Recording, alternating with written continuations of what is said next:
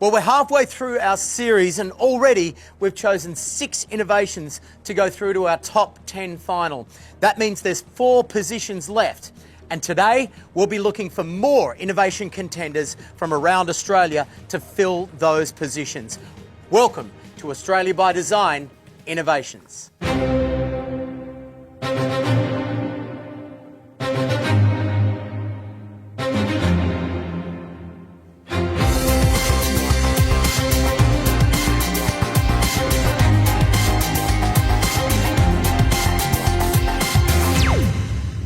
Well, these are just a few of the team members here at CSIRO Research Facility in Newcastle who put a number of innovations to the test every single day. Down the road, we've gathered a group of design industry leaders at Sydney's CSIRO headquarters, and they have the unenviable task of judging which innovations will make it through to the final. As a judge, not only am I looking for a product or service that does what it says on the box, I'm asking the question, does it truly fulfill a need? Let's get started with an innovation that will do nothing short of saving money, time and lives. The crane industry has its problems. Burton have taken a dangerous process and turned it into a precision art. While there's been incredible innovations in crane technology over the last 100 years, on the ground it's a completely different story. There's something very wrong with this picture. Trevor, explain to me what's going on here. So Daryl and the team are using taglines to reposition the load into position, which is a typical manoeuvre on a worksite. You're relying on 2 scraggly pieces of rope to twist this thing into position. That's the way it's been done for hundreds of years. And he's standing right under it there. Surely that's not safe. Yeah, and you can see that is a real demonstration of how risky this work can be. You know, people get killed all the time from being under loads. No one's thought about this problem up until today. It's been done this way forever. That's where the opportunity comes from, to do things smarter and quicker and more efficiently. As I see what you've done to solve this problem, you've just shrunk it. Not quite, Brandon. Tell me roughly what's going on in this big yellow contraption here. Well, we've got 2 big flywheels in each end, and obviously when you spin up a flywheel, it gives you a force and that creates your orientation. I can actually control the way that this load orientates through a smartphone. Yes. It's as simple as that, it's an app. Yes. And I hit left, and it basically goes left. Now you've had a go with the model, why don't you have a go at the real thing? Kidding me, you're going to trust me with this big thing? Absolutely, very simple, very easy to control, and shows really the strength of the technology. And it's as simple as actually, I'm just hitting right, and this thing is spinning right, left, and that's as simple as that. Yeah, it is, really is, and you know, there's not much more we can train you. It's really about energy and efficiency. Love it. Just give it a one little tap and it'll slow it down, and you put it in the square. There you go. Try this at home. Get a spinning bike wheel and sit on a swivel chair, and you really get an idea of how this technology works. The Verton R Series is set to revolutionise the crane industry. Next, a medtech innovation to counteract infection. Turning the complex process of disinfection into a single button press is just one of the amazing features of this next story. Ultrasound scans are being performed all day, every day, all over the world, and in some pretty intimate places. So it's important that they're kept clean and safe. John, you've brought me into high school chemistry class. What is all this? This is the traditional way of doing high-level disinfection. We're clearly wearing personal protective equipment so that we don't get any of this dangerous chemistry on us. Take this probe and then place it into the disinfectant solution. We've got a disinfectant chemistry here that can be quite toxic. This is going to take 12 minutes. Ordinarily, we would actually check that the concentration is still high enough. We have dirty probes coming in here all day going into that disinfectant, and it's only changed every 28 days. 28 days? Oh, that scares me a little. So now we have to transfer it to the rinsing solution, 1 minute in each solution. And back to waiting.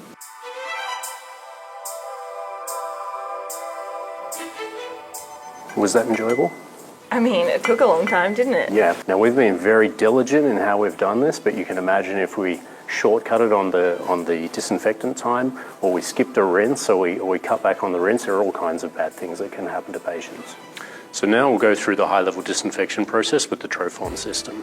This is an entirely different chemistry, uses sonicated hydrogen peroxide, so it's very environmentally friendly, unlike the toxic chemicals we were dealing with earlier. This device actually captures all of the information internally. Forms like a cyclonic shape of mist, and that will perform high-level disinfection in 7 minutes. And now, if you swipe your operator card, the device will know who has loaded the probe. Okay, so it's all locked now, Yes? and I just click start. You're ready to start disinfection. All right. Okay, and so now high-level disinfection is done. So we've done that in half the time with a fully automated process, and we've had no exposure to toxic chemicals.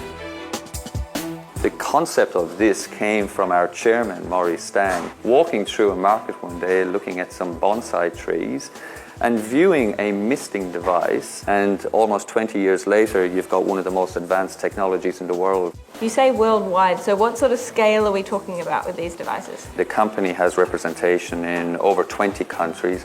But if I take the United States, for example, over 20 million patients on an annual basis are prevented from the risk of cross-contamination because the ultrasound transducer that has been used on them has actually been disinfected in one of these Trophon devices.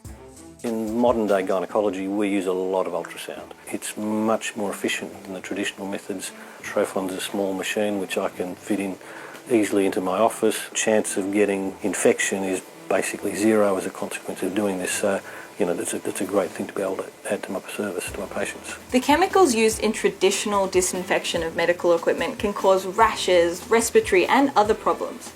The Trophon, it's not just convenience, it's actually safer for the operators and their patients. After the break, Brandon shows us a solution to every parent's laundry problems.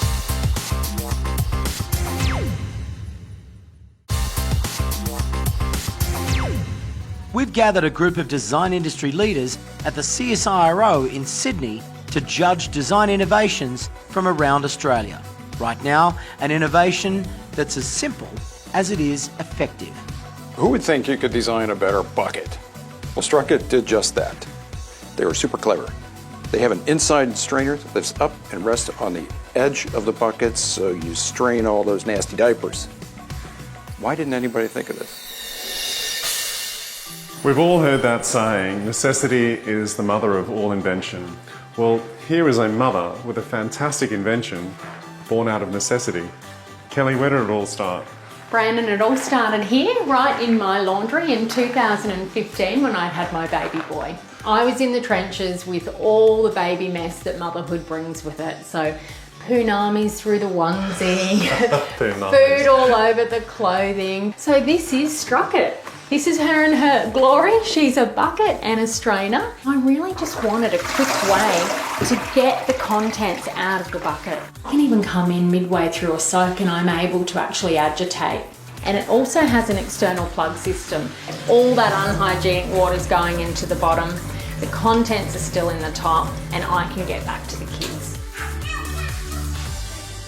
There were times where we didn't even know if it would get to market. The tooling costs, it was coming at $250,000, so we were like, whoa, how do we do that? And we get different quotes and they'd all come in at the same rate, so we just had to find some money and retool, redesign and come up with a way to make it through. It's a massive sort of risk in a way. We were missing out on things, and I really knew that if I was taking this money and doing such a big risk, it had to be a calculated risk, and I had to be really smart with it because I needed to bring it home. Yeah. Has this process brought you closer together as a family? Oh, it's been stressful. I've had to step up as a home dad in a lot of areas as well as working full time. So that's, I guess that's more modern family today. But Kelly's grown, and when you look at the workload Kelly does, it's just 24/7 that she's working on this non-stop thinking about it, planning, and the connections and growth that she's made is unbelievable. Kelly finally tentatively told her dad about what we were doing, and her dad goes, "That's great, Kel, I can wash my golf balls in that." Strucket is such a great example of how a clever idea can be transformed into a brilliant product through good design. Kelly's passion and her willingness to risk it all has resulted in a very innovative product that is going to solve an everyday problem. Next, a creative and brilliant solution to a tricky domestic problem. Two fabulous entrepreneurial women have teamed up with one of Melbourne's leading industrial designers and saved an age-old lighting problem. The Sway is flexible and stylish. I really want one.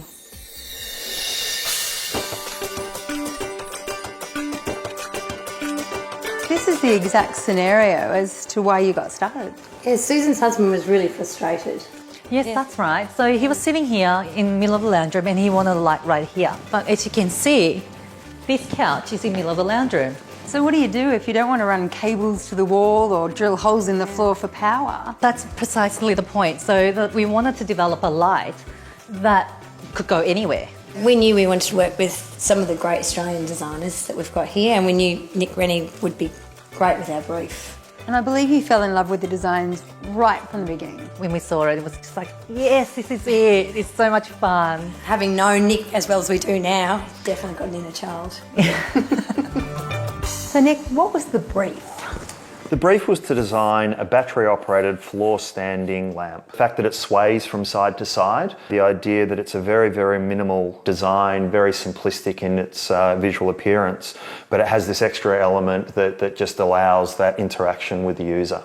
So where do you go to from a drawing like this to get the final product? My studio always jumps straight from sketching into 3D models. For me, it was instantly to start playing with balls to get an idea of sense of scale and size. I think there's about 15 different components internally to make this work. Vibration switches through to silicon mouldings for the lampshade, and then plastic casings and metal mouldings for everything else. I think to have two amazing women that have got such uncompromising and dedicated attitude to creating the best product is really fantastic.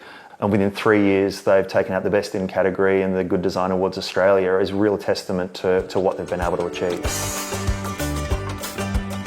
So you have the dim yellow light, the dim white light, and the 3 neutral brighter light settings. We've got a silicone ring, so if you want to angle your Sway lamp down close to you while you're sitting on the couch and reading a book, you can do so. If you accidentally, it happens to fall, don't panic, because look, soft silicone top. And of course the Sway lamp's built for indoors and outdoors. Oh my God, that's so cheesy.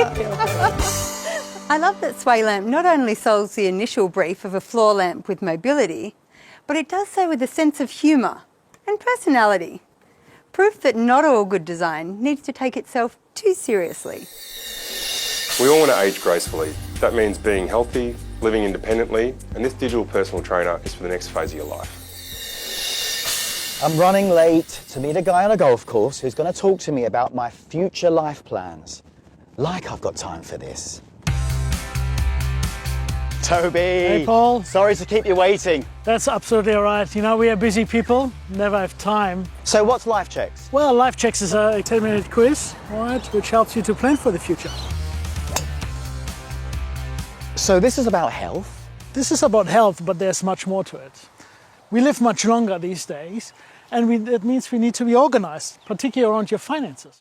Yes, I suppose we'll be working until we're 70 or perhaps even 80. I mean, that's a reality of life today, isn't it? Absolutely. And with that also comes with age, comes the risk of being lonely.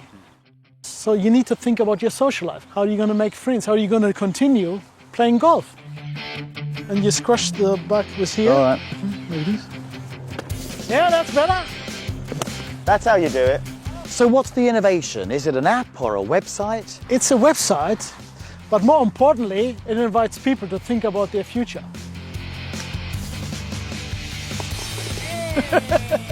I think the Life Checks initiative is immensely important.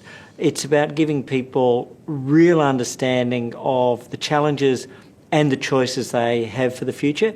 Well, for me, from having done the test, eat more vegetables and make more time for myself and my family. Okay, let's do this. Okay, Paul.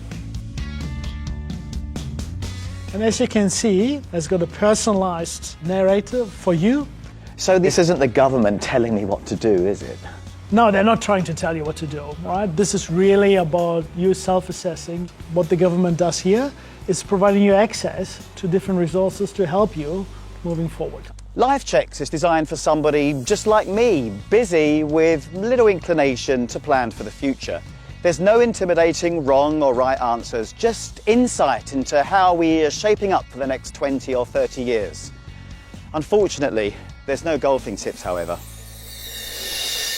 After the break, Terry explores safe media control for kids.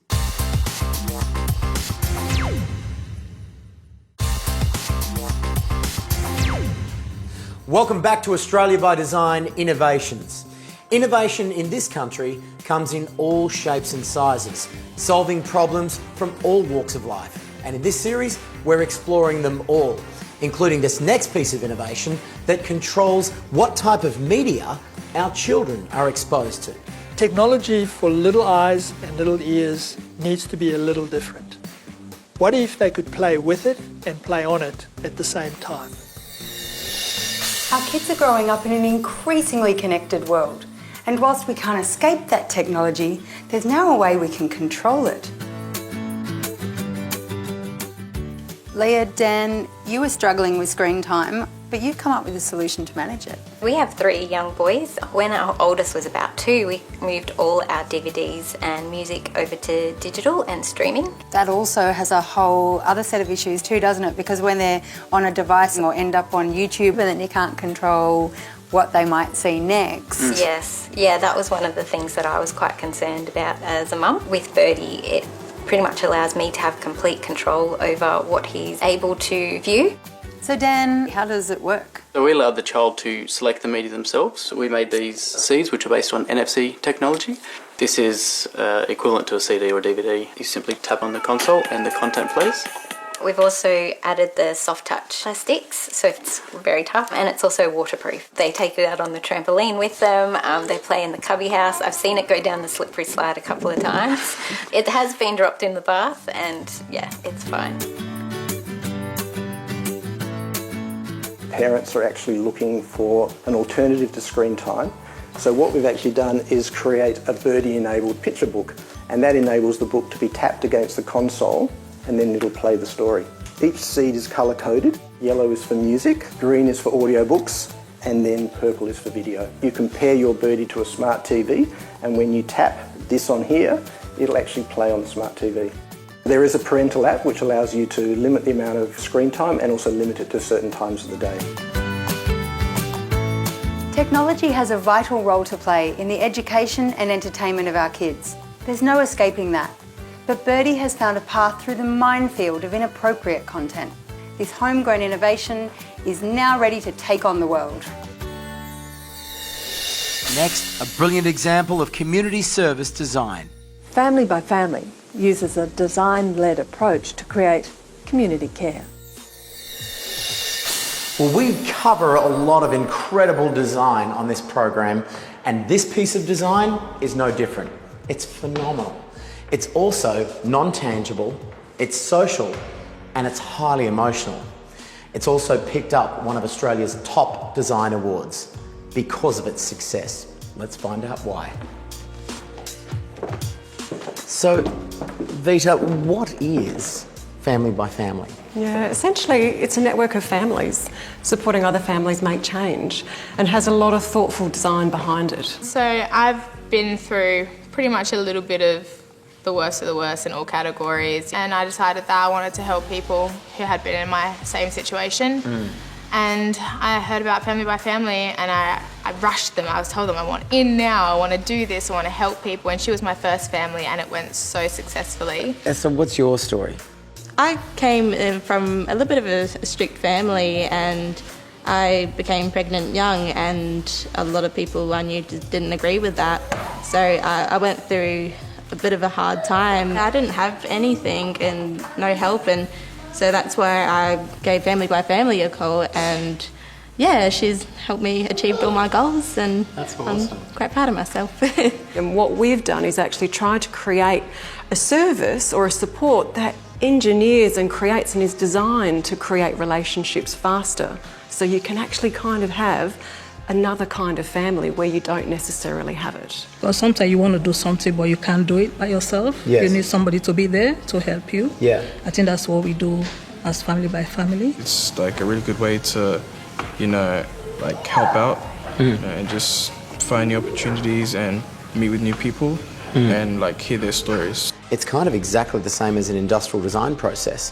You prototype. And it's that whole preface when we're prototyping, the failing fast. Yeah. So actually we threw things out as fast as we made them. Wow. Recognising actually if a family didn't engage with it, it wouldn't work. And then you go to market with it, and then you roll it out, right? Absolutely. The power behind this design is that somebody had the foresight to use a tried and tested design process on a social program. And quite simply, that is why it works.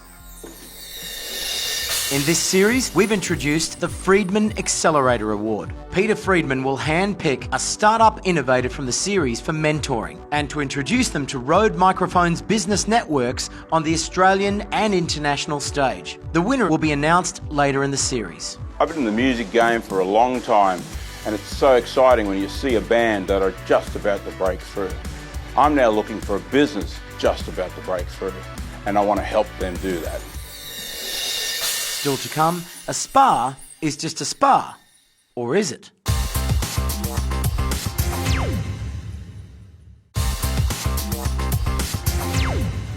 Welcome back to Australia by Design Innovations. Which projects from today's episode will our design industry judges select to go through to the final? Right now, a product that's driven by design. What I love about this spa is that it actually looks great. They've really taken time on the aesthetics. So it'll look beautiful in your backyard. You spend money on your house, on the backyard, this will actually set it off. It seems like almost everything's been redesigned to fit the 21st century, but there's one pretty large product that's kind of been left behind. So tell me how it all sort of started here. So I happened to be having dinner with a friend of mine, an architect, and I said to him, what do you think about portable spas? And he said, they're a real problem in architecture. If a customer specifies them, we generally try and hide them in some way. Roll the clock forward a couple of weeks and I'm sitting watching the nightly news, Hamburg Auto Show, viewing a supercar that had been designed by a New Zealand designer called Alan Bridson, and picked up the phone and called him right then and there. And I said, how would you like to collaborate on designing a spa that's so undeniably beautiful that architects would want to feature it and not try and hide it away? From the start of the process to where you are now, how long did that really take? It's about a 3-year process. So about half of that time was literally pen on paper, Alan and Jürgen working together. And then the other half was figuring out how to build this wonderful design that they created. Alan, obviously this deck is stunning. I love it. I feel like you could just sit here all day with a drink, But otherwise, what do you love? It's a lot more than just looks. It's actually got a lot of functionality. So what I really love about the interior is we created this concept of landscape seating. You got your dedicated seats, but then they sort of flow into each other. So when you sit in a really comfortable chair, you just know it feels right because the ergonomics are right. From supercars to spas, it's a bit left of field. How did you get to this in a design process? What was it like? It's conceptual in the beginning, but you have to make it so that it's feasible and practical. We have to really control what we've created and introduce some constraints. But when I look at this, it looks still pretty abstract and a bit wild. What do you mean by constraints? We have to consider a lot of the engineering constraints to incorporate all of the technical aspects of the spa. The plumbing, the fact that it has to hold 1.5 tons of water. And also we introduced a couple of right angles so that you can fit it into corners. When you look at the spa, there's so much that goes into it all, which keeps it feeling really nice and inviting like it is on this cold winter's morning. I think I might just jump in. These guys set out to redesign the ugly aesthetic of traditional spas and ended up creating a real feature of the backyard, not something to hide away. What's interesting though is that from a real aesthetic design approach, they actually created something really practical through it. Seeing firsthand the devastation of flood on a community inspired this new innovation. The flood bag is a quick and easy way to save your precious belongings. I've always believed that good design is about solving a problem. This next innovation was inspired by the many problems that came out of the 2011 Brisbane floods. G'day Michael, what's going on here? Hi Brandon, lucky you're here. We're doing a bit of a trial today. This represents, I guess, most of the household goods that you'd want to save in a flood, right? Absolutely, things you can't pack in your car, things you don't think to save or can't carry. Now tell me, you were involved in the Brisbane floods, is that right? I met a lot of people who'd suffered during the flood. It's just a horrible thing to go through. It would just be great to be able to help them and give them a way of keeping all those possessions dry. Michael, I guess it's about saving big things like washing machines and fridges as well. So what was your solution to this problem? Well, we came up with this tremendous flood bag, which is just going to help people out. And how does it actually work? It's essentially just a big bag, right? Exactly. We twist it up, make ourselves a nice tight air seal, and then we put one of these around, and that will lock in the water from getting into the bag. Then we know for sure no water's ever going to get into this flood bag. One-way valve, you just inflate and seal it up, and your fridge is saved. That was actually really easy. We've got the fridge all packed up and ready for the big flood. That's right, Brandon. We're going to get the boys in and pack the rest of the gear up, and boy, have I got a big surprise for you. That was really easy. We were all packed up. That's right. Time to get our wetsuits on, because here comes the water truck.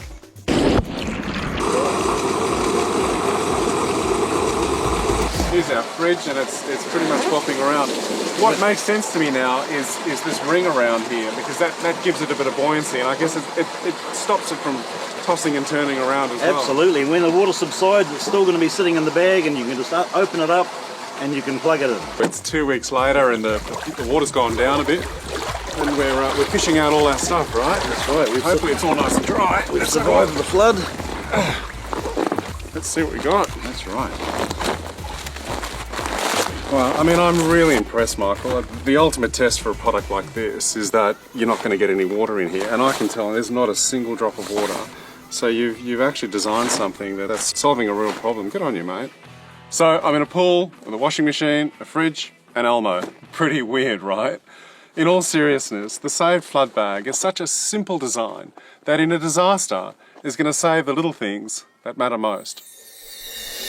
And now, time to find out which innovations from this episode have been selected to go through to the best of the best final later in the series.